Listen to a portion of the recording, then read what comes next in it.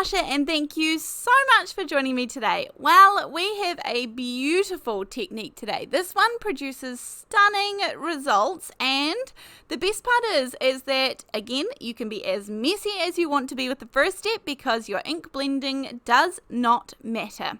Now, we are going to be using some embossing folders today, so grab whatever you have. This first one is the Altenew Bold Floral Drape. Then on the left here we have the Ambridge Bouquet and the Calming Cluster on the right. I think any of these are going to look stunning. I'm going to show you several of them today and we can see some of the results. Now if you just have a pattern as such, you can give that a go too. See what works, give it a go. This is a really fun technique and there are two main ways to go about this and you can decide which one is for you. Now on the right here I have the piece of embossed cardstock. This is using the Bold Floral Drape from Altenew. And we are going to be using kind of the back side. So the flowers and everything are dented downwards. I'm going to use Light Carnation, Key Lime, and Ocean Mist as my three inks today. You can use any inks. They can be pigment inks, hybrid inks, dye inks, and by all means try any other media that you have as well because something might work. Now I'm going to use some foam brushes here to put the ink on. I'm starting off with the Light Carnation, and the one on the right, remember, is the embossed one, and the one on the left is just a flat piece of regular cardstock, and I do have a little scrap piece down behind it to catch the ink.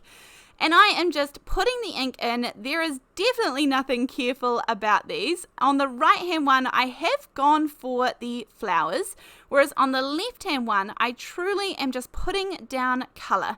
So I'm just putting it on a few different spots around here and around all the places. And then I'm going to shift onto the next ink, the blue one, and I'm going to do some of the other flowers on the already embossed one.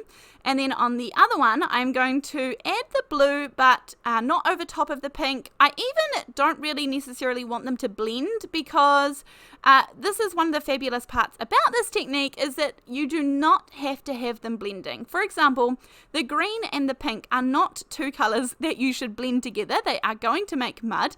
And so really I'm just going to end up putting them sort of around the place all over and not blended them. And you can see, I mean, look at this. There is literally, it's splotchy, it's blotchy, and I promise you, at this stage, I know it looks like I have two hot messes, but I promise you that this is going to turn out absolutely stunning. This is a really fun technique, and I love those techniques that you don't have to be super, super careful or meticulous about what you do because then it will go wrong. Now with this one here, I came in with the foam brush, and just if you have smaller spaces you want to do, then these little brushes here are absolutely fabulous. But again, by no means am I sticking to the indented part. I am just, really roughly covering, making sure I get all the edges. As I said, it looks like a hot mess, but bear with me. This is going to turn absolutely beautiful. Now, the sheet on the left, because it is just a plain sheet of cardstock at the moment, remember I need to run this through my embossing folder. So you can decide whether you like to run it through the embossing folder first and then color in specific parts, or this one here that we've done it much more randomly, and the colors are, much more random throughout for the design. Now you do want to make sure that the color is pressing down, so is indented downwards on your embossing folder, which is kind of, perhaps the reverse of what we would otherwise maybe use. Now hold fire, here's what we're going to use. So this is the Chipped Sapphire Distress Oxide ink, and you do not need this ink, but you do need a darker coloured ink, and all we are going to do is take our ink pad and go directly over our image. Now there is a light layer that you saw, and you can choose to do that if you wish, but I really like the look of giving it a good rub and getting a really solid background there, and this just turns out so stunning. So easy, and yet it looks like you've got all those beautiful colors perfectly in their place when actually we just really slap the ink on there, and this is how it turns out. Now I'm going to do the same one for the one on the left. Of course, these colors are going to be much more random, sporadic, all over the place, whereas the ones on the right, their colors are more in place with the blue and the pink flowers and then the green leaves. But I absolutely do think that both of these look beautiful, and you can definitely find ways to use both of them. I'm going to show you how we can go about that today as well, both versions. But the best thing with this is that the world is your oyster. You can go for gold with the colours that you choose to use. I'm going to show you quickly one here with powder blue lemon drop, and then the edible eggplant is going to be my dark colour. Now, I will say that by all means, you can absolutely use black. A nice black pigment ink would go beautifully over this, and it creates the black background. However, I do think that the black is fairly stark, and you have to sort of work a little bit to lighten it for, you know, anything like birthday cards or nice occasion cards. And so I love the fact that you can use a blue or a purple or anything that is just a little bit darker and cover up that excess ink, and we have these beautiful backgrounds that look like they took us forever to get those colors in place, and yet actually we can just go for gold and make this exactly how we want. So here, as you see, I'm not being careful. I'm just using my big foam brush, coloring in all the leaves in the blue. And I am doing one of each version just so that you can see the two different styles when they are finished. But as I said, we're going to use the edible eggplant, which is like a pretty dark purple. And then we just gently rub it over the back here. You can either do, this ink pad is fairly juicy, so I'm having no problem in covering the background. You could either do a light layer and sort of leave that rusticy look, that finish look, or you can go really solid and thorough like I have here, and these are the two backgrounds that we have created. Honestly, I don't really have a favorite. I think they both look gorgeous, and I really like the outcome of both versions. So then I wanted to quickly show you this one because I'm actually going to make a card using this one. This is the Ambridge Bouquet from Altenew as well. And I am just going to do one of these just so you can quickly see how I would go about colouring this in. So I've run it through. I kind of placed my paper where I wanted to get those three heads of the flowers, which is gorgeous. There's also a tiny little bit of greenery in there. I've got innocent pink, medium carnation, and then sweet mango. So basically a pink, an orange, and a yellow. I am just popping this ink in there. I am truly not being careful. You don't have to worry about hitting highlights. You don't have to worry about lowlights. You don't have to worry about, you know, making them darker and fade in and out, or which angle the sun would be hitting it, the light would be hitting it at. You know, we don't have to do anything specific. Just put that color in and it's going to look gorgeous. By all means, those who would like to spend the time, you could do some of those shading and things, but I think this technique looks absolutely stunning just as is. Now, I couldn't resist. I came in with a little bit of green for those stems down there. I will cut this card down by just a fraction when I turn it into an actual card, and I wasn't sure if you'd be able to see that greenery, so I did end up doing a tiny little bit there, but that's okay. Then I'm coming in with the same chipped sapphire. I love this. And then look how it hits all those bits of the flowers. I love that look. I could have come in nice and light, but I really like the saturated, heavy look in the background where it's just one complete ink color. Right, now let's make these into some cards. So I have got a little bit of, this is sort of like some burlap ribbon, I guess, maybe. I picked this up at, I don't even know, it was either a cheap and cheerful shop or a secondhand shop, I can't remember. I'll use it in the next card.